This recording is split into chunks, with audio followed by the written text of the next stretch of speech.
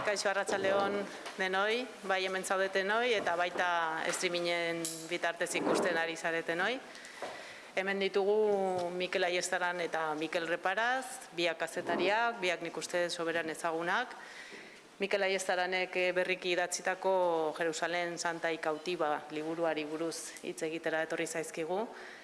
Nik oso labur, esango dizuet, Mikel Reparaz, dala kazetaria, medio ezberdin askotan aritua, bertako eta atzerriko berriak eman izan dizkigu, azken urteotan noitu gera pixkat estatu batuetatik bereziki, berriak jasotzera bere aldetikan, EITB-ko nazioarteko arduraduna da, eta berak ere libururen bat idatzi du, orduan badaki beste Mikelek ze lan egiten dituen alde horretatikan.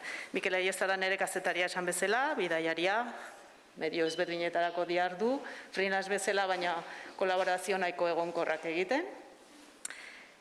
Eta hori, Mikel Reparatzek aurkeztuko du, baina nik zerbait azpimarratzekotan esango nuke, pertsonalki, urrunekoak diren gaiak gerturatzen dizkigula, oso modu interesgarrian eta erakargarrian. Eta horrela, gure errealitatea naiz eta oso gertukoa ez izan, hobeto ulertzeko tresnak ematen dizkigula. Eta Santelmoren izenean, eskerrak eman nahi dizkiet biei hemen egoteagatik, zuei bezala, eta besterik ez, aurrera zuegia.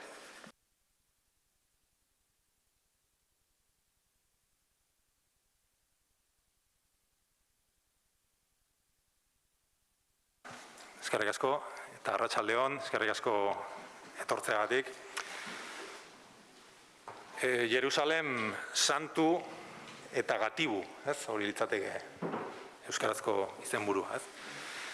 Hiri gatibu eta santu horretara bidaia bat egiteko gonbitea luzatuko nizueke, eta horretarako Jerusalem ezagutzeko bertan bizi den eta ongi ezagutzen duen gidari oberik ez zait bururatzen, Mikel Ayestaran eta Mikel Ayestaranen eskutik hitz eginen dugu, datorren ordu honetan, Jerusalemei buruz, hiri santu eta gatibu horri buruz. Arratsaldeon, Mikel. Arratsaldeon. Zer moduz? Ongi? Eskerrik asko etortzeagatik, eskerrik asko Mikel Reparaz, Museo Santelmo Museoari baita horrelako ekintza antolatzeagatik. Bai, jarraitu baino lehen, ala ere aurkezpen egin behar dizut, ez? Nik uste dut, Mikel Ayestaranek aurkezpin gehiagirik ez duela behar, ez da ez dizuet txapa gehiagi sartuko. Esanen dizuet hori bai, bere ibilbidean, esan dezakegu, elkar ongi ezagutzen dugula biok, ia egunero hitz egiten dugula telefonoz ez bada WhatsAppez, besteak beste ITB-erako lan egiten duelako, badakizue.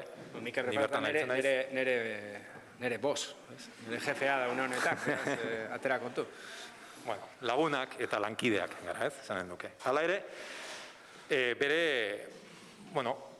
aspektu ezagunena da, kazetariarena, ekialde hurbiletik informatzen duen kazetariarena, EITB-ko medioentzako, Diario Baskon baita ere, beste hainbat edabidetan, eta ez bakarrik edabide tradizionaletan, ez dakit, Mikel Ayestaran ikusten dugu sare sozialetan, Mikel Ayestaran lana ikusten dugu esan bezala egunkarietan, irratian, telebistan, baita dokumentaletan, baita horrelako hitzaldietan, ez dakit, horretan maisu bat da Mikel, ez? Bere nik ongi ezagutzen dut, eta esan dezaket Mikelen kazetariok, nik uste kazetari bakoitzak badugula arrazoi bat kazetari izateko, ez? Badira plazagizonak direnak, ez? Bertsolariak direnak, Mikel ez da bertsolari bat, ez?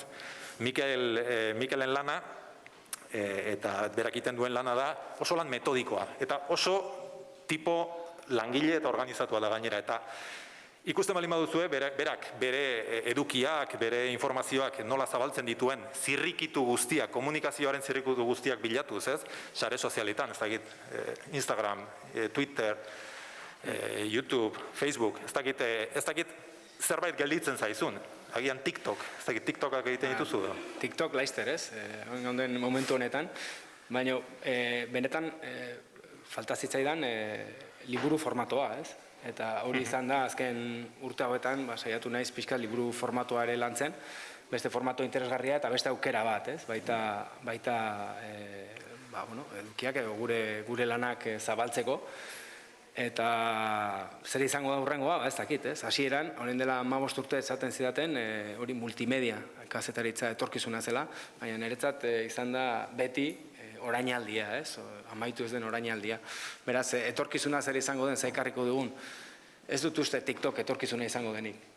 Beste bat etorriko da, aurki, ez? Ez dakigu ze izen jarriko diote, baina aurki etorriko da. Saiatuko, hortxe gongo dara. Bueno, liburuak aipatu dituzu, liburu, hau ez da lehenbiziko liburua, hor daude Medio Oriente Roto, Las cenizas del califato, biak ere, eta honekin batera, Peninsula argitaletxeak argitara eman dituenak. Eta formatoak baino nik uste dut edukia dela importanteena. Mikel, nik formatoa baino esaten duen, eta liburuak baino, Medio Oriente Roto, el califato, Las cenizas del califato, edukia da finean importanteena, eta Mikelek oso kazetaritza berezia egiten du, ez? Nik esanen duke Mikel dela kazetari humanista bat, ez? Gizakia beti aurretik jartzen duena, eta Jerusalem Santa y Cautiva liburu honen ezaugarrietako bat, eta irakurri duzuenok badakizue, irakurriko duzuenok ikusiko duzue, bada gizakiak jartzen dituela, ez? Jerusalem bezalako hiri historiko, ia mitiko batean, gaur, 2021 garren urtean, bertan bizi diren gizon eta emakumeen eskutik erakusten digulako hiri hori, Jerusalem. Eta beste ezberdintasun bat ere badago aurreko liburuekin, eta da, nik uste dute neurri handi batean zuk esaten duzu, ez? Kostumbrista ere badela, zuk egiten duzun errelatoa. Jerusalem bada baita ere gida liburu bat, ez? Gaur hemen areto honetan gaudenetako edonork nahi baldin badu, bihar, oraindik ezin da, baina aldenean turista moduan abuztuan plana hor daukazue, Jerusalemera joan, hor izango duzue, Mikel Aiestarenen liburua, gida liburu moduan, ez? Ezagutzen duzue Jerusalem, egon da zaudete, inorrez? A ber, gutxi gura bera, zenba... Bueno, badaude. Berriz, ere joan zaitez. Izena, bentsat, ez? Jerusalem, izena... Ez gaur tokatu zait, orain FNAC-etik nator, eta bai, ez gure adineko jendea, bai, ez? Jerusalem izen ezaguna da, baina gaztetxo batzuk etorri dira, eta idearik ez. Galditu dira Jerusalem, idearik ez, da, gelditu nahiz pixket harrituta, ez? Baina usten dut nahiko izena behintzat oso ezaguna dela, baina aldi berean esango nuke oso hiri ez ezaguna dela. Denok dugulako buruan Jerusalem bat. Askotan oso mitifikatuta edo Biblia garaiko Jerusalem bat dugu buruan, eta gero, area beti esaten dut, beti luzatzen dut gonbidapen hori, bidaiatzeko gonbidapena, eta liburuarekin saiatu naiz, gonbidapen hori sendotzen, jendeari esateko etorri eta ikusi, gauza bada Jerusalem biblikoa eta beste gauza bada gaur egungo Jerusalem. Badakizue, etzaretzen nahi joan, hor daukazue aukera, liburu honekin batera anibiltzeko. Jerusalem da, segurazki Mikel, ez dakit, historian zehar, liburuetako orrialde gehien bete dituen hiria, ez? Esatu zu gazte batzuek agian ez dute ezagutuko, baina... Harrituta gelditu naiz, bai, dena idatzita dago, ez? Dena idatzita dago, edo agian ez, baina askok idatzi dute, ez? Ez dakit, historiako bestseller handienaren orrialdetan dago, ez? Biblian, ez? Hori da. Jerusalem eta Luzero, hainbat eta hainbat liburu, hainbat eta hainbat idazki izan dira. Etzara beraz, Jerusalemi buruz idatzi duen lehenbiziko idazlea, ez da jakin dezazun lehenbiziko Euskal Herritarra ere. Duela mende eta laurden, 1884an, bertan ibilizelako Pierre Loti. Pierre Loti Hendaian bizi izan zen, eta bertan ehortzita dagoen bidaiari idazlea. Eta Pierre Lotiren Jerusalem liburua irakurri nuen zurearekin batera, berreditatu egin dutelako orain dela gutxi, eta konturatu nintzen 1884ko Jerusalem, eta zuk deskribatzen duzun horrek badituztela, edo Pierre Lotik egindako hausnarketa asko zure liburuan ere agertzen direla, ez? Jerusalem bada hiri mitiko bat, hiri, ez dakit, fededunentzako hiri ikaragarria da, ez? Simbolo ikaragarria da, baina frustrazio asko eragiten duena, ez? Hiri anitza, era guztietako kulturak biltzen dituena, baina era berean gatazkaren erdian dagoena denbora guztian, ez? Nik uste dut hori liburuan oso argi uzten duzula, ez? Bai, Jerusalem santua eta gatibu da izenburua, baina beste gustatuko litzaidake baita agian esatea hiri zatitua ere badela. Kanpotik ikusita bakarrik ikusten ditugu musulmanak, juduak eta kristauak, baina pixkat gertutik ikusita talde bakoitzean sekulako zatiketa daude baita. Gauzak ez dira txuriak edo beltzak. Nire kasuan, Jerusalem idatzi, hirira joan nintzenetik, nahi nuen idatzi liburu bat, baina ez nekien zer egin. Nekien zer idatzi, ez? Orduan, reparazek erabiltzen duen truko bat ere erabiltzen nuen, jakin gabe, reparazen truko bat zela, baina baita bete bi libretakin, ez? Ibiltzen naiz, libreta bat ideiak hartzeko liburu batentzat, edo pertsonaiak, edo usainak, edo koloreak, edo hor apuntatzen ditut, eta beste libreta batean apuntatzen ditut eguneroko erreportaiak, edo telebistako piezak edo irratirako piezak egiteko materiala, ez? Eta gero poliki joan naiz hoiekin bat egiten, baina Jerusalem aurrean duzunean zer idatzi dezaket, ez? Zer aportatu dezaket. Eta orduan ni asko lagundu zitzaidan historia mugatzea. Eta mugatzeko egin nuen alde zaharra hartu, eta benetan alde zaharra delako gatazkaren bihotza, esango nuke, eta ez bakarrik Israel eta Palestinaren arteko gatazkaren bihotza, baizik eta ekialde hurbilean dagoen gatazkaren bihotzan hortxe dago Jerusalengo alde zaharra. Oso toki txikia da, eta hortxe nahazten da, eta hortxe ez dakit, nire esperientzia betidanik izan da, intensidade puntu hori ez dut inoiz somatu beste toki batean, ez? Hiru toki santuak iaia batera daude, baina benetan separatuta daude, ez? Naiz eta minutu gutxi batzuk egon besterik Iobi santutik meskiten lautadara edo erosten arresira, minutu gutxi horiek mundu bada, ez? Mundu bada erligioen arteko benetan sekulako aldea dagoelako, ez? Eta zatiketa hori hasieratik gelditu nintzen txundituta horrekin, ez? Zenolako zatiketa. Baize, kultura ezberdinek bertan bat egiten dute, baina badirudi inoiz ez duela funtzionatu elkarbizitzak, zergatik? Hori da galdera, zergatik. Zergatik, normalean, indarra duen taldeak beti izan du agintea eta aginte totala nahi izan du, ez? Frantziskotarrak dira maisuak, Jerusalemen, kustodioak direlako, eta orduan toki santuak, kristauen toki santuak, kristauen frantziskotarren eskuetan daude. Eta heldu nintzenean, frantziskotar batek garbi esan zidan. Hemen kristauak saiatu ginen. Jerusalem kristaua bihurtzen, eta ez genuen lortu. Gero musulmanak ere saiatu ziren. Jerusalem hiri musulmana egiten, eta huts egin zuten. Eta orain, gaur egun, juduak saiatzen ari dira. Jerusalem judaizatzen, eta Israelgo estatuak esaten du, bere hiriburu, betiko hiriburua dela, eta ikusiko du, zer gertatzen den, judaizazioekin. Hori da, une honetan ikusten dugun talde garrantzitsua, ez, juduak. Baina beti batek aginte hartzen duenean, nolabait ez du aginte hori beste aldeekin banatu nahi, ez, eta hor hasten da arazoa. Ez da berria, gaur egungo gatazka ez da berria. Hiru erlijio monoteista nagusientzat leku sakratua delako Jerusalem. Gero hitz egingo dugu, leku santu. Bai, narratiben arteko talka ikaragarria da, ez? Hiru erlijioen arteko narratiba guztiz ezberdina da. Eta gero, gainera, daukagu narratiba politikoa ere, ez? Erlijioa gutxi ez, eta hor nahazten da politika eta erlijioa.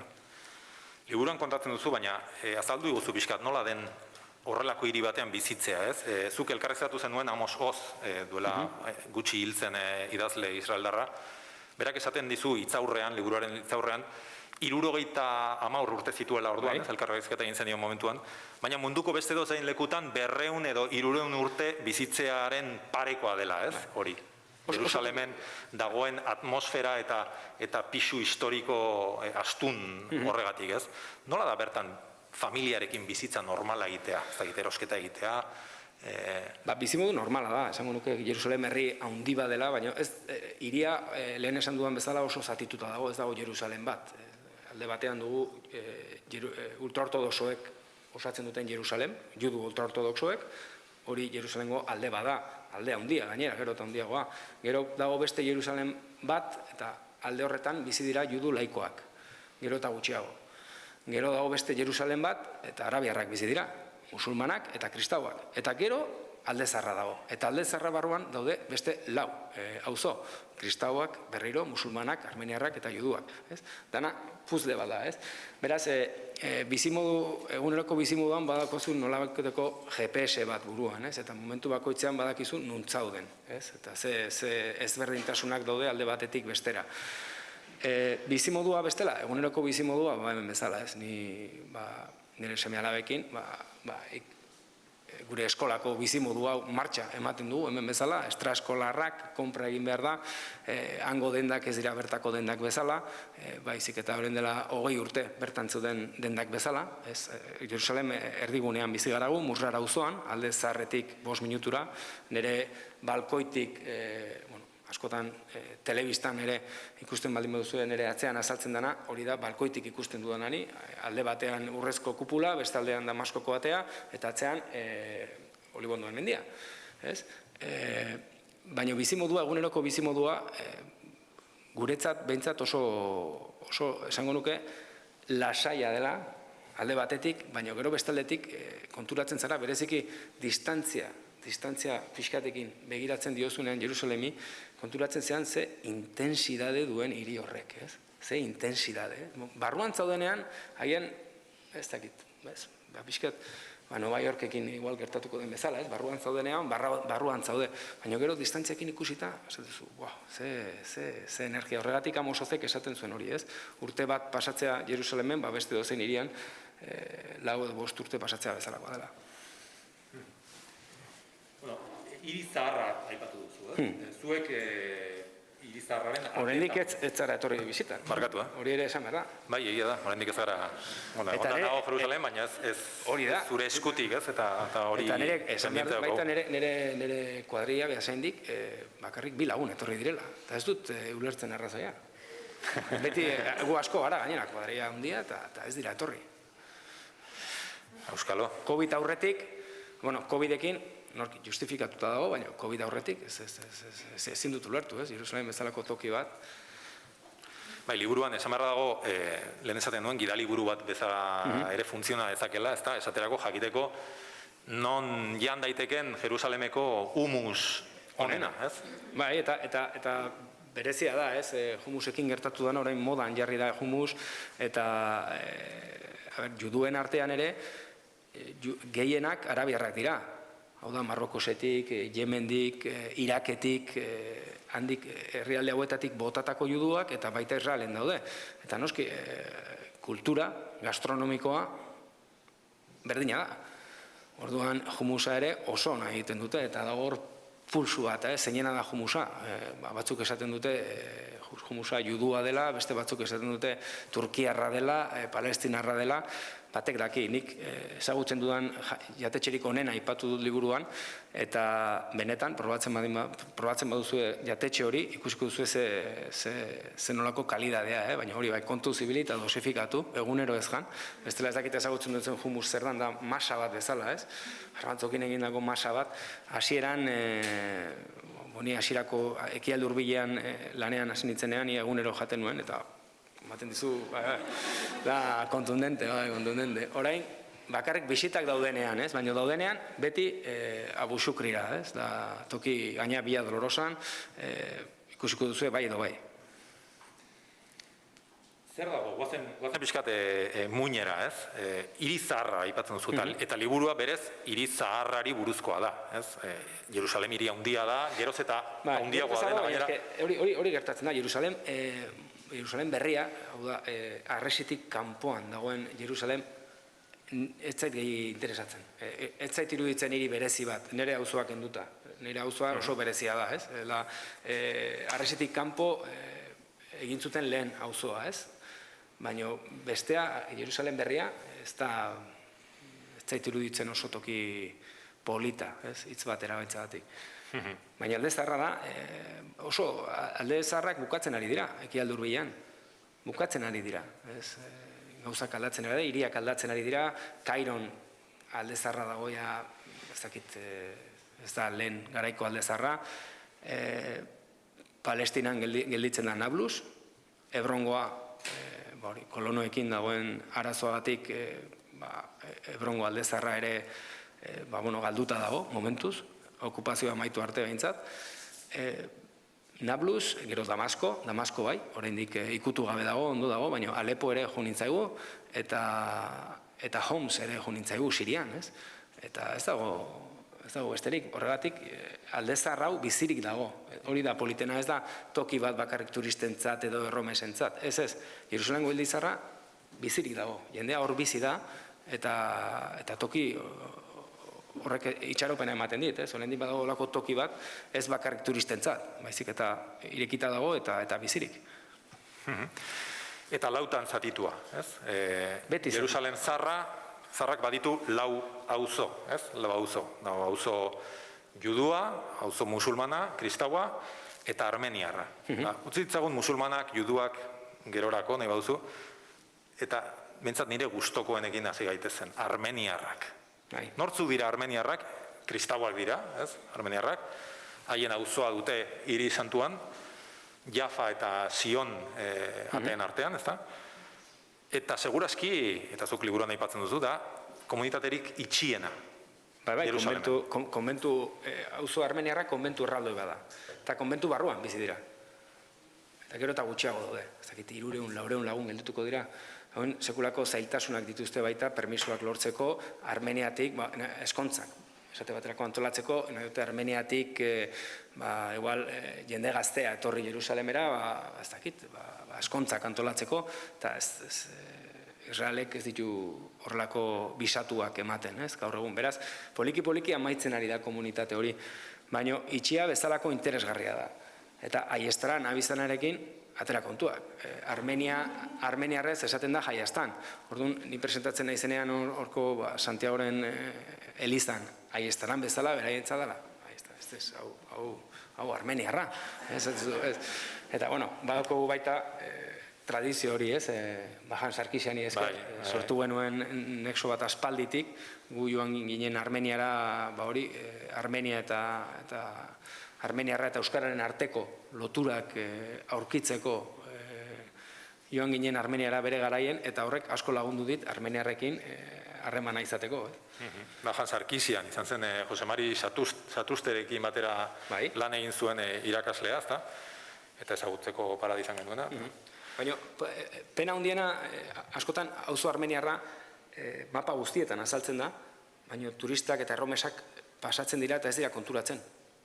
Auzo armeniarran daudela, ez dagoelako ezer, beste munduko atrakziorik ez dagoelako, baina armeniarren katedrala, esango nuke, Hilobi santuak enduta politena dela Jerusalemen nire gustorako. Eta zergatik armeniarrak, ez? Kaukasoko herri honek nola du bere auzoa, ez? Jerusalem zaharrean, ez? Bueno, kristauak bezala laugarren mendean. Laugarren mendetik daude Jerusalemen. Laugarren mendetik. Beti alde zaharreko toki horretan konbentu bera, eta hor joan dira, bere konbentua, bere presentzia indartzen, ez? Gora berak izan dira noski, Jerusalemgo historian bezala beti, baina horregatik joan ziren, bere garaien talde kristaua joaten ziren bezala, ez? Hiri santuan presentzia izateko, ez? Joan, eta ez ziren mugitu. Laugarren mendetik hor daude, ez? Bere banderakin, Armeniako banderarekin, eta hiri zaharreko bihotzean. Bada pertsonaia bat, liburuan agertzen dena, Samuel apaiza, ez hau da, katedraleko, Santiago katedraleko apaiza edo, ez? Armeniarra bera, eta berak esaten dizu momentu baten esaten du, gu gara benetako herri aukeratuak, armeniarrak, ez judutarrak. Bai, armeniarrak hori pentsatzen dute, musulmanek hori pentsatzen dute, beste greko-ortodoxoek hori pentsatzen dute, frantziskotarrek hori pentsatzen dute, danok gara aukeratuta, herri aukeratua. Hori da problema Jerusalemen, denek idea bera dute buruan, baina irizarra da. Eta orduan, baina bai, armeniarrek garbi dute. Garbi dute, herri berezia direla, eta horregatik hor daude, gero eta gutxiago, baina eutxin diote, beti, ez? Oso pertsonaia kuriosoa, Samuel. Oso, Samuel da pertsonai bat. Armeniar asko daude estatu batuetan, beraz, bera Alepokoa da, siriarra, Jerusalemera etorri zen gaztetan, apaiza, bere ikasketak burutzeko, eta gero estatu batuetan egon da bizi osoa. Estatu batuetan bueltatu da, eta orain, gaur egungo Jerusalem ez da orain dela 40 urteko Jerusalem, gauzak aldatu dira. Kontaiezu historia hori zu santuarena eta nola gatazka diplomatiko bat sortu zuen Samuelegia, ez? Jerusalemen oso adierazgarri iruditzen zaidalako, ez? Horrelako... Pasko ortodoxoan, ortodoxoek, Jerusalengo egutegia nahiko berezia, esango, ezak ze hitz erabili, ez? Gabonak, gure gabonak, katolikoen gabonak eta ortodoxoen gabonak diferenteak dira, eta bertan, kristauen kopuru dautuena greko-ortodoxoak dira, ez katolikoak, ez? Berakin, komunidade indartsuena kristauen artean, kristau palestinarren artean, bertako palestinar, dira ortodoxoak. Eta orduan, hauek ospatzen dute suaren eguna, Paskoan, edo aste santuan, eta egun batean, esaten dute, mirari bat dagoela, sartzen dira kandelak hartuta Hilobi santuan, eta Hilobi santutik irtetzen dira su, jangoikoak egindako su magiko horrekin, eta kanpoan daude zain Errusiako Elizako burua, Poloniakoa, herri ortodoxoen buru erligiosoak daude zain, su hartzeko, aeroportua joaten dira, kandela horrekin su hartu ondoren, eta joaten dira Mosku, Varsovia, eta urte osorako dute su santu hori, ez? Samuel sartu zen greko-ortodoxoekin urtero sartzen den bezala, armeniarrak sartzen dira baita suaren jai horretan, eta berak kontatu zuen, txiskero bat eramaten zuela poltsikoan, urtero mirari hori etzelako gertatzen, tartean behin, pixkat jangoiko hori lagundu inbertzen diolako, sua pizten. Eta hori, noski, hori Jerusalemen ezin da hori esan, horrelako BBC katearen aurrean, ez? Berak esan zuen, eta sekulakoak eta bi entzun zituen. Auzo kristaua beste auzo bat da, ez? Auzo armeniarra, auzo kristaua. Zein da auzo kristauaren erdigunez suposatzen da, bertan dagoela Jesus gurutzatu zuten lekua. Hilobi santua. Eta Hilobi santua.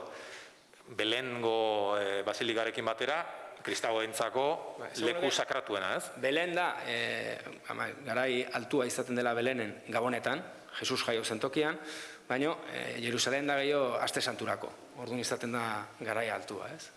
Bertan dago Hilobi santua, sekulako eliz oso polita, oso iluna, zaratatxua, erromesak zeudenean, ez dakit jendea nola aurkitzen zuen inspirazio minimo bat horren beste jende artean, benetan merkatu bat bihurtu zen, turismoak gora egin zuenean, oso jende gehiegi zegoen, gehiegi. Baina, klaro, gero pandemiarekin, alrebez, gutxik egon da, eta azkenengo urtean gaude bakarrik. Oso kristau gutxi gelditzen dira Jerusalemen. Koronavirusa, pandemia pasatu zenean, murrizketak altxatzerakoan, Elizak erabaki zuen, noski, zenbaki mugatu bat, jartzea, esan zuen, tope 30 lagun.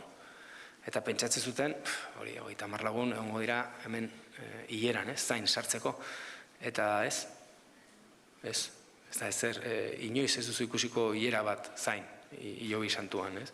Horrek esan nahi du, bertan dauden kristauak gutxi direla edo gutxi joaten direla Hilobi santura, ez? Eta lehen, bereziki, turistak eta mundu osotik etorritako erromesak erabiltzen, joaten ziren eliza horretara, ez?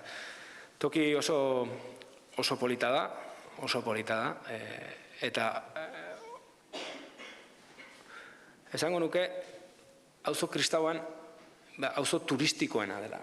Horre daude baita kaledanak, bazarrak, dendak, erosketak egiteko dendak, gehienak, saltzaile asko musulmanak dira, baina esaten dute kristauak direla baita, nolabait konplizidade lortzeko eta saltzeko, ez? Baina asko die musulmanak, kristau oso gutxi daudelako. Baina une honetan, eta bereziki azken urte honetan, oso gogorra izan da, ez? Oraindik denda gehienak itxita daude, eta zakigu noiz bueltatuko diren turistak. Ekialde hurbilan orokorrean, ez? Asko jaitsi da kristau komunitatea, ez?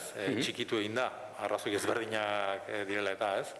Nola dago, zein da egoera horrein ekialde hurbilan, ez? Ez Jerusalemen bakarrik? Ikusi dugu zer gertatu zen Iraken, Saddam Hussein bota zutenetik, ez dago kristauak hasieran joan ziren Kurdistanera, eskerrak Kurdistan badagoela babestoki, ez? Gutxiengoak babesteko toki bakarra Kurdistan bihurtu zen, ez bakarrik Iraken, baizik eta gero Sirian ere arazoak piztu zirenean, gutxiengoak joan ziren baita Rojavara, ez? Kurdistanera. Eskerrak Kurdistan bat dagoela, berez ez dago Kurdistan bat, baina badago, ez? Eta hor lehenengo babestokia beti izan da Kurdistana, ez? Iraken zenbakia murriztu da, ez dakit, baina honetan ez dute zenbaki aurrean, baina ikaragarri, Sirian gauza bera gertatu da, eta Palestinan, lurralde palestinarretan, aspaldi gertatu da gauza bera. Donald Trumpekin esate baterako gauza berezia gertatu zen, Trumpek bisatu bereziak eman zituen Siriako kristauak nolabait salbatzeko, gerratik ateratzeko, bakarrik kristauak, ez musulmanak eta. Baina, gero, Jerusalemera etortzen zenean, 4 aldiz, etorri zen gutxienez, inoiz ez zuen Belen bisitatu edo Palestinako kristauekin, etzen inoiz bildu, ez? Eta beti, ez dakit, arrazoia. Segurazki kristau gehienak palestinarra direlako. Hori da. Hala ere, auzorik handiena eta komunitate importanteena Jerusalemen musulmana da, ez? Auzo... Aldezarrean bai. Jendetsuena, aldezarrean hori da. Zuk liburuan diozu, dela bizitza gehien duen komunitatea. Claro, zarre noa. Eta hori arazo bat da, ez? Estatu juduarentzat arazoa da, bere toki emblematikoena zein da? Hau da. Ez? Hau da. Jerusalemgo toki emblematikoena, santutegi, hau ez da meskita bat, santutegi musulman bada. Ez? Hori hasteko. Gero, aldezarrean ze hizkuntza entzuten da? Arabiarra. Populazio handiena, bizilagun gehienak, arabiarra direlako. Eta hori arazo bada. Sortu nahi duzun zure hiriburuan, hiriburu hortako bihotzean, simbolo nagusia, santutegi musulman bada, eta gero gehien entzuten den hizkuntza arabiarra da. Eta hori da, azken mende hauetan, musulmanen eskuetan egon da Jerusalem, eta momentuz hiri-zaharreko irudi hori ezin izan dute aldatu, ez? Baina, poliki-poliki aldatuko da, ez? Hau, Israelek aurrera egiten baldin baditu gaur egungo politikekin, hau ere aldatuko da egunen batean, baina zaila izango da aldezarrak duen, eta gainera, eske distribuzioa, diseinua, da hiri guztiz arabiarra, ez? Beste Medina bat bezala, Medinan diseinua da, kaleak eta bar. Eta bertan dago, hain zuzen leku honetan, gatazkaren bihotza. Gatazkaren bihotza. Azken asteotan, ikusi dugu, nola Israelgo armadak Gaza berriz ere erasotu duen, airez, nola gatazka berpiztu den, historian zehar ikusi dugun bezala, denbora batetik bestera, eta hain zuzen ere, meskiten zelaiguneak eragin zuen berriz ere, gatazka. Bai, lerro gorria. Usten dut, palestinarek duten azken lerro gorria dela. Hau da, lerro gorri bat, ez? Momentuz ez dute zeharkatu, baina agian. Hori da gelditzen zaien azken duintasun Bai. Simbolikoa. Bai. Izan ere, meskiten zelaigunea dagoelako, judutarren arabera, judutarren tenpluaren gainean eraikia. Hori da. Leku berean. Hori da. Eta horrek azaltzen du gatazka. Hori da. A ber, musulmanentzat munduko hirugarren toki santuena da, Meka eta Medinaren ondoren, baina juduentzat meskiten lauta da, edo tenpluaren bere ez duten Temple Mount, tenpluaren mendia, da juduentzat toki sakratuena. Beraz, atera kontua. Oso borroka hor dago, ez? Eta borroka hori ez da desagertuko. Une honetan dago estatukuo bat, Jordania, berez, zuzentzen du toki santua, hori bai, Israelek kontrolatzen ditu sarrerak eta kontrolpean dauka tokia, baina momentuz juduek ezin dute otoitz egin. Kristauentzat badago baita zeozer, beti Jerusalemen beti aurkitzen duzu konexionen bat, erlijio guztiekin, ez dut oso garbi, zenolako santidade puntu dauka kristauentzat, baina bai ez, toki harri hori ez, hemen santutegi honetan, hemen barruan dago harri bat, sartzen zela eta oso polita da barrutik, toki benetan ikusgarria, baina dago harri bat. Eta musulmanek diote harri horretatik hilo zela Mahoma zerura, eta judue diote harri hori, hortan zegoela baita tenplua, ez? Beraz, nola konponduko dugu arazoa? Eta ez da erraza bertan sartzea, ez? Ez, une honetan, ate bakarra dago irekita turistentzat, musulmanak ez diren turistentzat, egunean 2 aldiz irekitzen da, eta nolabait Israelek kontrolatzen duen atea denez, ez duzu eskubidea santutegia barrutik bisitatzeko. Orduan, santutegia barrutik bisitatzeko egin behar da, Palestinarrekin koordinatu eta beste ate batetik sartu.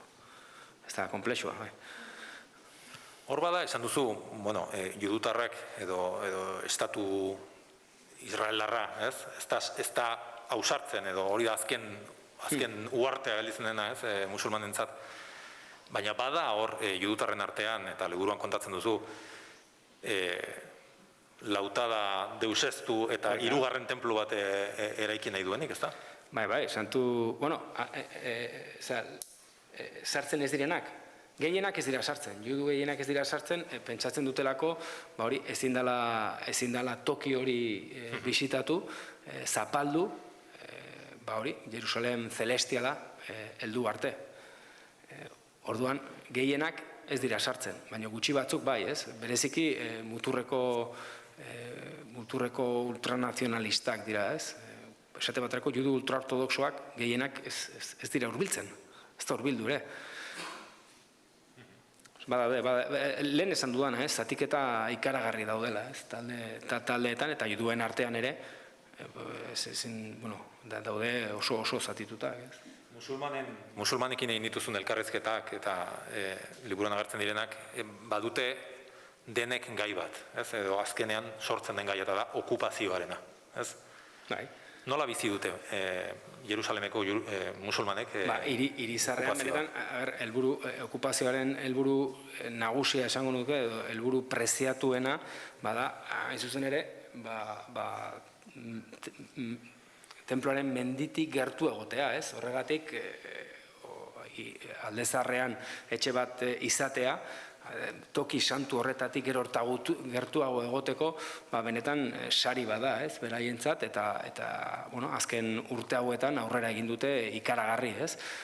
Gehienek, kanpoan sortutako multinazionalak dira, diru askokin, eta orduan, eraikinak erosteko arazo ekonomikoak ez dituzte, ez.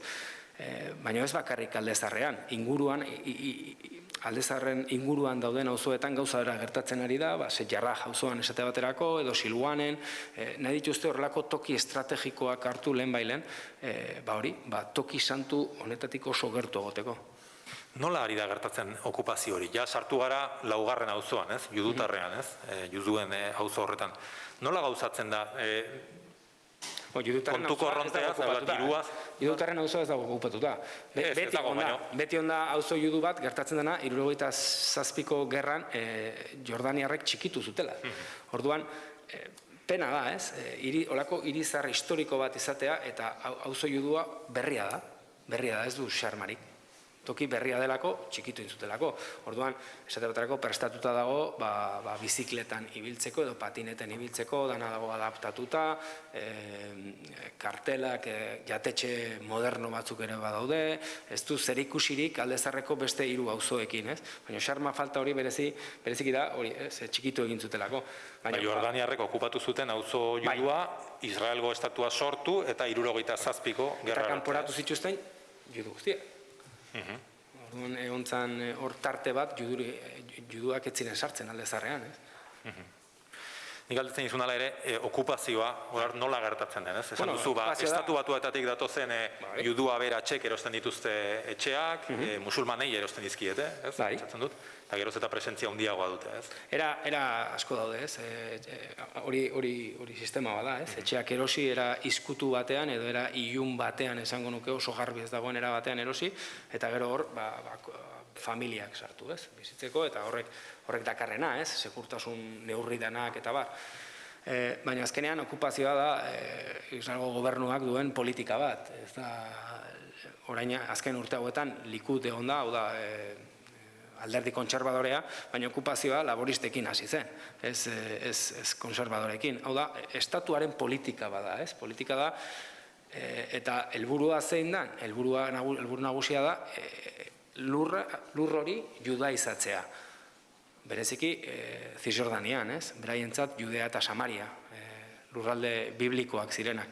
Orduan, helburua hori da, ez? Juduak berriro bueltatzea toki horietan. Toki horietan juduak egon behar dira bai edo bai, ez? Horregatik mendipunta batean egiten dute herri bat, eta hortxe joango da armada hurrengo gunean, babestea, zerbitzu denak ematea, nolabait, presentzia hori bermatzeko. Eta hori gertatzen ari da, ez bakarrik Zisjordanian, baizik eta irizar barruan baita, ez? Gauza bera gertatzen da, baina helburu nagusia hori da, ez? Juduen presentzia bermatzea.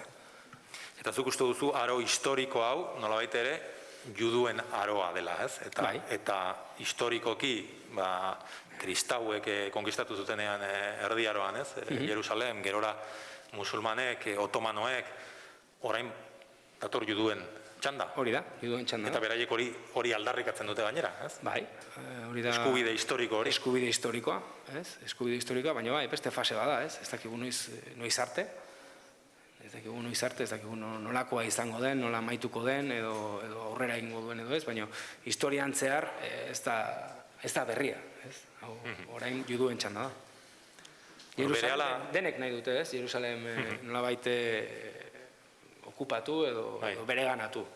Horregatik Donald Trumpek ere erabaki zuen Jerusalem errekonozitzea Israelo hiriburu bezala, ezta? Eta beste hainbat estatuk gerora egin dute, eta Joe Bidenek ez du hori atzera bota gainera, ez?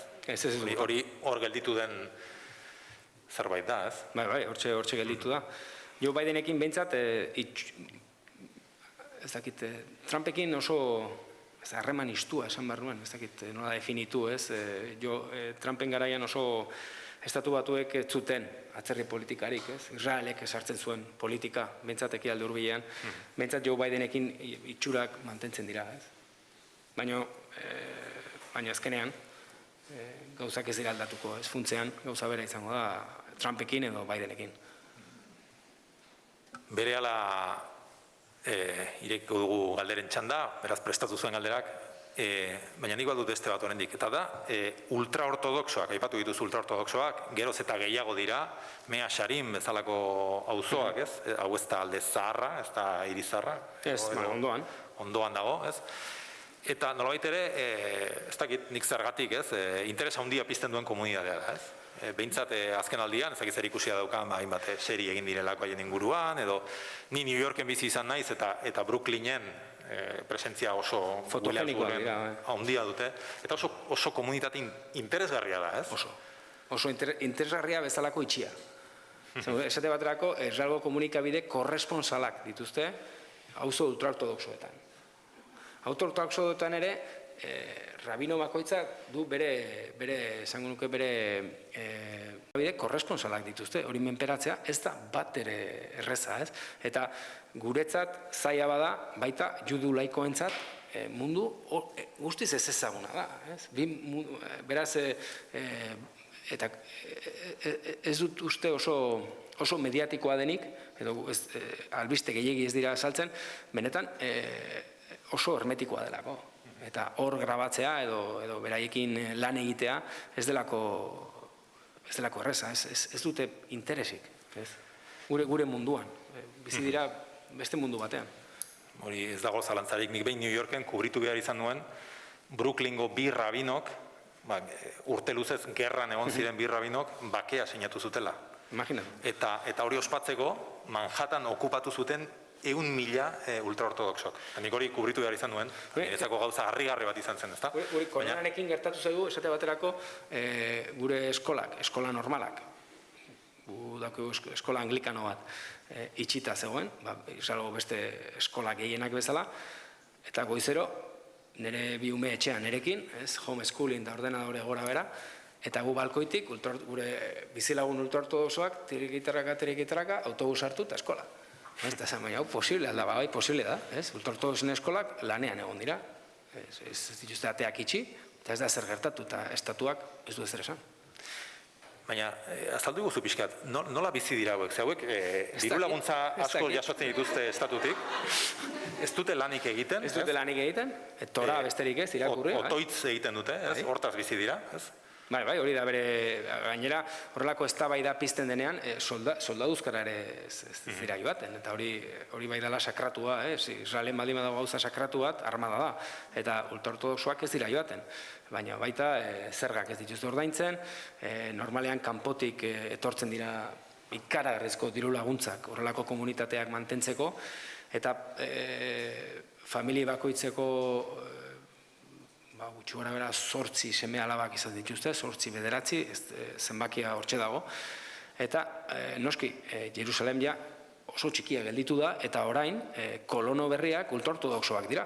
Hau da, Israelek eraikitzen ditu hiri berri bat Zisjordania erdian, eta hortxe bidaltzen ditu, han bizitzeko. Orduan, gero eta gehiago dira, eta arazo bat bihurtu dira, estatua sortu zenean, Israel sortu zenean, gutxiengo minoritario bat osatzen zuten, orduan, sekulako baldintzak lortu zituzten, erlijioari eusteko eta tradizioak mantentzeko, baina denbora, 70 urteren ondoren, arazo bat bihurtu dira, Eta gainera bi alderdi politiko dituzte, oso indartsuak, eta azken urte hauetan ezinbestekoak izan dira gobernuak osatzeko, eta horregatik baita ehuneko baldintzak lortu dituzte, estatutik.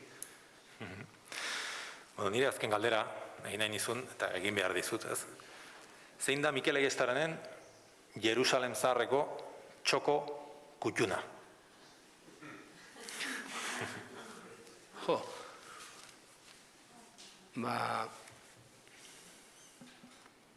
Jose galdera. Ez dakit, Igual bat baino gehiago daukazu, ez? Horregatik gainez pentsatzen ez bat haukendu, ez dakit. Damaskoko atea asko gustatzen zait. Damaskoko atean oten den hor ambientea eta tokia bezala asko gustatzen zait. Damaskoko atea benetan berezia iruditzen zait.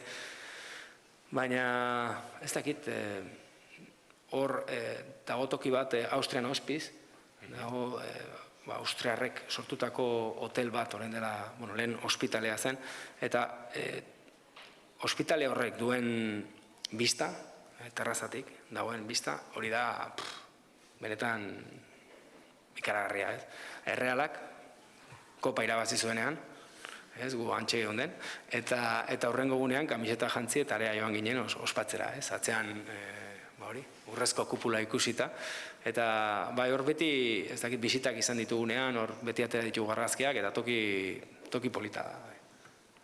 Joango gara. Bai, apuntatzen naiz. Ez dakit galderari baduzuen, oin da zuen aukera.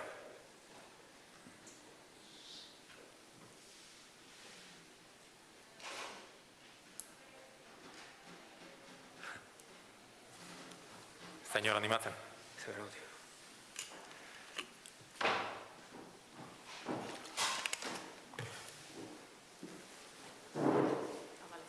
Ez, ez dakit azkeneko asteetan Israelgo politikan ere aldaketa handiak egon dira, eta hori nabaritzen da edo nabarituko dela uste duzu? Nolabait? Nik oraindik ez du sinisten, Netanyahu lehen ministroa zenik. Ez du sinisten, oraindik kostatzen zait esatea lehen ministro ja. Ez dakit lehen aldaketa potoloa izan da. Netanyahu bat agintetik at ikustea, benetan aldaketa potoloa da. Zer ekarriko duen, ez dakigu. Bake prozesurako ez dut uste zer ekarriko duenik. Ezer. Baina agian Israelgo politikarentzat aurrerako urrats bada, esateko, aukerarik Netanyahurik gabe bizitzeko, Alde hortatik, pentsatzen dut egoera lasaitzeko urrats ona dela. Netanyahuk benetan zatitu du Israel. Israeldarrak zatituta daude. Baina ez dut ikusi horrelako zatiketarik historian zehar. Orain ja ez da ezkerraldeko izan edo eskubialdekoa edo alderdi zentristako. Ez, orain zaude bibikin edo Netanyahuren alde edo kontra hori da. Horregatik sortu da horrelako koalizio arraroa. Une honetan, Israelgo lehen ministroa kolonoen buru ohia zen, Naftali Bennett, hau da, ultraeskuineko politikari bada, eta bere koalizioan alderdi islamista dago, edo laboristak, edo ezkerraldeko Meretz, edo benetan ikaragarria da hori ikustea, eta hori gertatu da, hori Netanyahu guztiz zatitu duelako herria. Lehen ministro israeldar sionista bat babesten duen alderdi islamista esan duzu. Bai. Hori nola azaltzen da hori? Hori da Mansur Abbas, Islamistak bereziak dira toki guztietan. Hori gertatu zen estebaterako baita Egipton. Mohamed Morsi, anaia musulmana zen, eta Morsiren kontra islamistak zeuden. Islamistak Egipton daude Mohamed Sisirekin, baita. Islamistak beti, nola definitu, baina politikoki beti konplexuak izan dira, eta kasu honetan Mansur Abbasek egin du, inoiz politikari palestinar batek egin izuena, koalizio batean sartu. Ez du ministeriorik jaso, baina bai, jaso ditu baldintza batzuk, nahiko positiboak esango nuke, bereziki Israel hegoaldean bizi diren beduinoentzat. Eta hori ikaragarria izan da, Baita, lehena bizi izan da ikaragarria juduentzat. Ez duten espero, Mansur Abbas bat ikustea, Baina, zergatik ez, Ia esan gauza asko karritzen dute, Ekialde Hurbilean, Jerusalemen, Israelen. Horregatik beti azken une arte goten gara zain, Nik ez dut inoiz ezin dut esan zer gertatuko den. Beti azken segundu arte dena irekita dago hango politikan. Bai. Ezin detukitu. Aipatu duzu pizkat pandemiaren eragina ultraortodoxoak eskolara joaten zirela eta bar. Nola izan da horrelako zerbait hor bizitzea, pandemia eta, albistegian entzun izan dugu, txertoen banaketa, Palestina eta Israelen arteko, gatazka eta bar, pizkat azaldu badezakezu pizkat. Nik ondoko ezintasunarekin, bereziki bertan zegoen egoera kezkarria zelako, erabat, Gure zenbakiak ez ziren Euskal Herriko zenbakiak, Hemen benetan egoera larria zen eta nire familia hemen dago. Beraz, lehen aldiz nik deitzen nuen, kezkatuta. Normalean alrebez izaten da. Kasu honetan ni deitzen nuen, Geroan, nire kasuan, hemen bezala, etxean izan gara sartuta, eta nik banku bati argazkiak atera dizkiot. Egunero, nire etxe horreko bankoari, pum, pum, pum, hortxe, argazkiak, fiskat pandemia kontatzeko beste majara bat okurritu zitzaidalako, Baina, gero Israelen hasieratik, konfinamenduak eta bar, ez dute bat ere ondo joan, eta txertoa etorri arte, zenbakiak ez dira onak izan. Hori bai, bere ala lortu zituzten txertoak, eta nadakigu nola, asko pagatuta, eta otxaietik gaude txertatuta. Eta orain hasi dira 12 eta 15 urte arteko gazteak txertatzen. Beraz, txertoak egon badaude, eta orain ikusi egin behar, oraindik herrialdea etxita dago hori bai, murrizketak izan dira, baina bertan gertatuko den bezala, txertoa benetan eragin zuzena izan du, ez? Txertoak izan du eragin zuzena, eta jendea txertatuta egon den momentutik, murrizketak ahaztu dira, eta bizimodu, esango nuke, orain delta aldaera heldu aurretik, joan den astean heldu aurretik, esango nuke bizimodua iaia COVID aurreko bizimodua zela. Benetan. Orain aldaerarekin ikusiko dugu zer gertatuko den. Hori bai, Harresiaren beste aldea ez da horrela izan. Harresiaren beste aldea herrialde pobreetan gertatu den bezala, Estatu Batuek eta Mexiko artean gertatzen den bezala, kasu honetan gauza beraz. Diferentzia handiena da, hori, lurralde okupatuetan dauden asentamentuetan, area bai, heldu dira txertoak eta palestinarrek baldin badute baimena lan egiteko asentamentu batean, orduan bai, txertoa jaso dute, ez hori da. Baina orokorrean ezin da alderatu. Ez alde baten eta bestean gertatu dena guztiz prozesu diferentea izan da. Bai, arratsaldeon. Nik aprotxatu galdera bat eta kuriosidade bat aldi berean lantzatzeko, ez? Alde batetik kuriosidade daukat, ez dakit liburuan tratatzen desune ez, baina, irakurtzen dudanean igual argituko dut edo. Eskolarizazioa edukazioen aldetik. Alegia, kolonizazio helburu handi bat dago, zatikatua dago, imaginatzen dut kultura edo erlijio bakoitzak bere edukazioa baita mantendu nahiko duela, ez bakarrik nagusientzako, alegia etorkizunean datozen gazte edo umentzako ere bai, nolabait bermatzeko ere bai, ez? Bai, sionismoaren ametsa, Sionismoaren ametsa da hori, ez? Lurralde Israel historikoa berreskuratzea. Nire kuriositatea alde batetik dijoa, edukazio edo eskolarizazio hori, ja bertan finkatuta zaudela, bertan umeak dituzula, herri zaharrean, Jerusalem muraia barruko zona hortan, nola da? Edo kanpoan geratzen den gauz bada, eskolarizazio unibertsitateak aparte, Gure kasuan, nik gertutik ikusi nituen sistemak, sistema, ni 3 eta 6 urtekin joan ziren ere seme alabakarea, eta aurkitu behar nuen eskola bat, eta orduan kezkatuta nengoen. Israelgo sistema ez zitzaidan oso egokia iruditu, Palestinako sistema ere ez zitzaidan oso egokia iruditu, bereziki gu mobilidade bat daukagulako, eta mundu mailan nire idea da, ez dakit ez, igual beste toki batea joango galela, autarkizunean, eta orduan gu erabaki genuen eskola internazional batera amatea, ez. Gure sistema da Britain handiko sistema, esango nuke, daude irla bat izango balitz bezala, ez. Beraz, ez dut ondo menperatzen, Israelgo sistema edukatiboa edo pixkat ikusi nuen, ez, joan horretik, baina sistema... Baina Irizarretik kanpo daude eskolak, alegia. Ez, Irizarrean badu da eskola, Lasaie, esate baterako, Lasaie du ikastetxe ikaragarria. Armeniarrek dute baita eskola handia, eta futbol zelai handi bat baita, baina umerik ez. Bai, eskolak badaude, egon badaude, eta alde juduan esate baterako, alde judua gehienak dira yeshibak. Baita eskolak, juduen eskolak hor daude, baina sistemak guztiz diferente dira.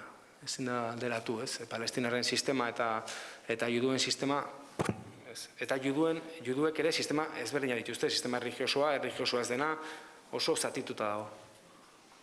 Eta galdera, albadut, nik edo igual euskaldun gehienok, ez? Daukagu zure irudi bat, ez? Como errera esango reportero de guerra bezala, ez? Gatazkako korresponsal bat bezala, ez? Eta ikaragarri guztu zutzean Oriente Medio, Oriente Roto, liburua ze ondo esplikatzen den, 6-7 gatazka desberdin horiek, 6 bilbide batetik bestera. Eskerrik asko. Eta bar. Liburuak garri gainera firmatzeko. Ez, besteak esaten indoana, klaro. Erreportaje, kazetari hauek, gero bati baino gehiago hori bezala irakurri dietez, nola buelta hori egin beharra daukaten, nola bait, edo geratzen dira bide hortan, ez, bizi guztiako, edo bueltatzen dira beraien sorterrira, eta nola bait, utzi behar dute, ez, nahiz taderna hori eduki beste zertara dedikatu behar dira. Zuk ordea, familia botatzen duzu gatazkaren erdigunean, Jerusalem hiriburuan bertan, ez? Eta orduan galdera da, ostra, hor, zer da, Mikel gatazkako reportajetik, gazetari hortatik kanporatzen hasi delako, edo alderantziz, ja, hiriburuak hainbeste atraitzen du horregon beharra dagoela, edo ez dakit. Jerusalemen ez gaude egunero trintxeran sartuta edo bombartean, bizimoduneko normala da, ez? Baina bai, bereziki Oriente Medio Oriente Roton idatzi nuenean nire urte basatiak izan ziren, ez? Etxetik kanpo hilabetek eta hilabetek eta hilabetek, eta toki oso horrak gainea bizitatzen, ez? Jerusalem ez da horrela.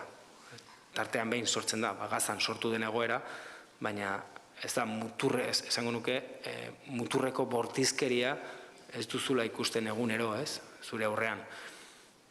Eta gero bestaldetik, ez dakit reparazek badatorren edo ez, baina Aiestran ez da korresponsal de guerra prototipo, ez dakit ni oso tipo lasaia naiz, oso segurola, eta eskerrak familian erekin etorri zela Jerusalemera, ez? Azkenean, horren beste bidaiatu, ni familia aztuta nuen. Orduan oso importante izan da Jerusalem, nolabait berriro bat egiteko eta danon artean beste proiektu horrela ateratzeko, ez? Bestela ezinbestekoa da, ez? Nire kasuan oso ikaragarrizko suerte izan nuen, nire bikoteak erabaki zuelako baita bere lana uztea. Hori izaten da askotan arazoa, ez? Utzi zuen bere lana nerekin etortzeko. Eta eskerrak. Bestela hori ezin da aurrera eraman, ez? Bai, ezagutzen ditugu, ez? Gerra kazetari okerragoak. Bai, egia esateko, bai, nahiko... Nire eredua ez da oso... Manuel Eginetxe aipatzen duzu. Ez da klasikoa, bai. Adibidez, ez? Manuel Eginetxek izaten zuen gerra kazetariak... Hiru da zeuden, dipsomano, divorciado, eta bestea... Depresibo. Depresibo, ez? Eta berak izatezun, gerra korresponsal ona izateko, hiru de horiek bete behar direla, ez? Eta nire kasuan, ez da horrela. Aia Manuel Eginetxe atletikekoa zen eta... Hori da, este alde importantea, Apa, kaixo, nik Jerusalengo tranbiaren inguruan galdetu nahi nizun, hor kafekin egon den polemika horren inguruan, kolonizatzeko tresna den edo ez den, o gaizki ongi ezakizura iritzia jakin nahi nuke horren inguruan. Kafek duen proiektuari buruz? Bai, orokorrean hori esaten da tranbiaren estentsio horiek, erabiltzen direla okupazioko tresna bezala edo ez, edo bai, pixka bat ze ikuspuntu dezun horren inguruan. Ez kafekin zehazki baizik eta ezakit. Ez, proiektu hori ez dago iritzi bat eman beharrik. Hor, bai estatu dezakegu proiektu hori nazioarteko legearen kontra dagoela, ez? Bakarrik egin behar da, hori dokumentuak hartu eta irakurri. Ez dago besterik. Beraz, ez da, nik ez dut iritzi bat eman behar, ez, honi buruz. Hori, bai estatu dezakegu proiektu horrek ez duela betetzen, ez? Nazio batuek onartutako urratsak Jerusalementzat, ez? Eta hori garbia da, ez dut dudarik hori buruz, ez? Ez da iritzi bat, hori horrela da.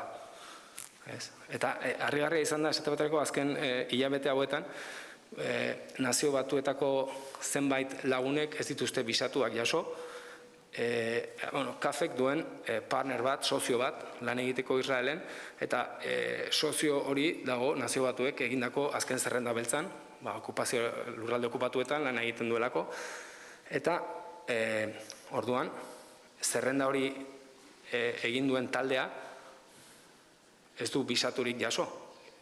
Jerusalemen bizitzeko, edo Israelen, edo Gatazkan bertan berriro abokatuak dira gehienak, eta hemen kanpoan daude. Eta kafek aldi berean ingenieroak bidaltzen ditu, ez? Orduan, sekulako kontrasana, ez? Baina, hor ez dago, gai hori ez da iritzi bat, edo beste iritzi bat, ez hori horrela da. Bakarrik hartu dokumentuak eta irakurri, ez dago besterik.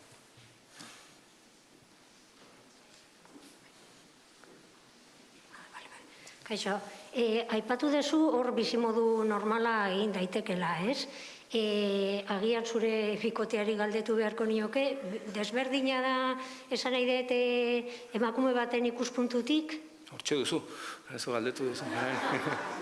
Ez, nire ustez, Jerusalem da, ez da, ekialde hurbilean gaude, eta toki bakoitza, alde bakoitza diferentea da, ez? Esate baterako auzo ultraortodoxo batean sartu aurretik, ikasin behar duzu pixkat nola jantzi, ez? Hori beti kontuan izan behar da, edo alde palestinarra joaten zarenean, bereziki Hebron bezalako hiri batea joaten bazara, toki oso tradizionalea joaten bazara, beti emakumentzat, zaila da, ez? Beti kontuan hartu inberreko toki batzuk badaude, ez? Baina orokorrean esango nuke ez dela, bereziki palestinarrak ez dira fundamentalistak, ez dago presio hori beste toki batzuetan dagoen presioa, ez? Agian presioa handiena ultraortodoxoen artean dago, ez? Emakumearengan esaten dut, Hala ere, markatu, puntualizazio bat. Aloña, zure emaztea, erizaina da, eta aiestara baino leku komplikatuagoetan ere ibiltzen da. Noski? Lanean, Ni esatzen naiz telebistan eta ni berriak ematen, baina benetako lan garrantzitsua niretzat beti osasun arloan dauden langileek egiten dute, ez? Bai erizainak, bai sendagileak eta bar, ez? Eta kasu honetan, garbi daukat hori, bai. Orduan agian, hurrengo liburua, beak idatzi beharko. Noski, ni prest. Ni prest zuzentzeko.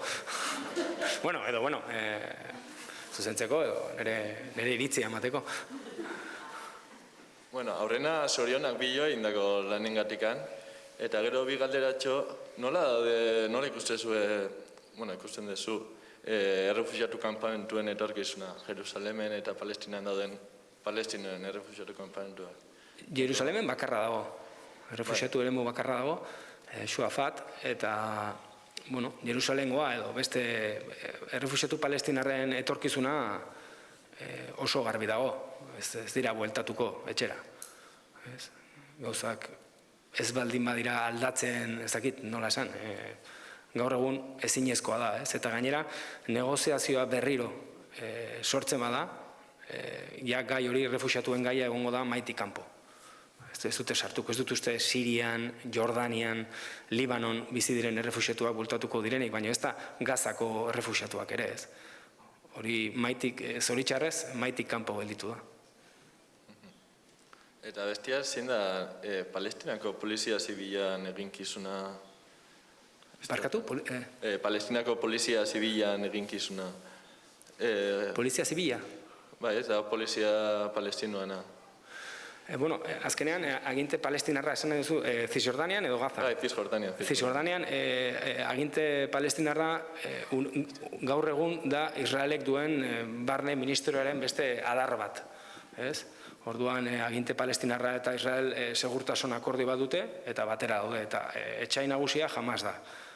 Beraz, poliziak eta segurtasun, Palestinako aginte nazionaleko segurtasun zerbitzuen helburu nagusia jamaz da. Eta hortan bat egin dute, bai Mahmoud Abbas eta bai Netanyahu edo Naftali Bennett. Beraz, Palestinako poliziaren ardura nagusia une honetan Cisjordanian jamaz da.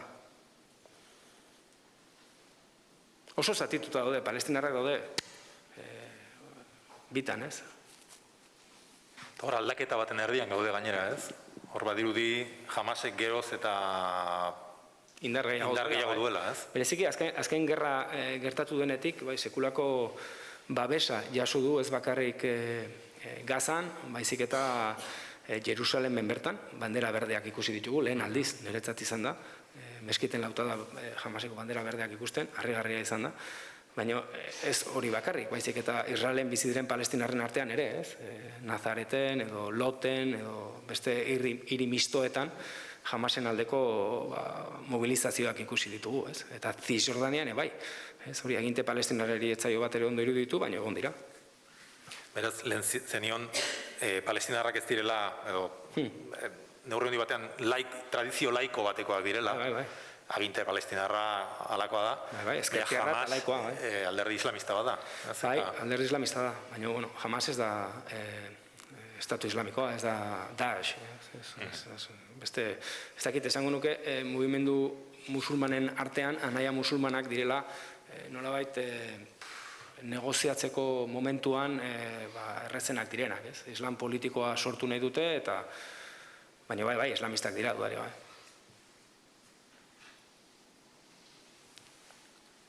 Zein etorreko da orduan, Jerusalemea.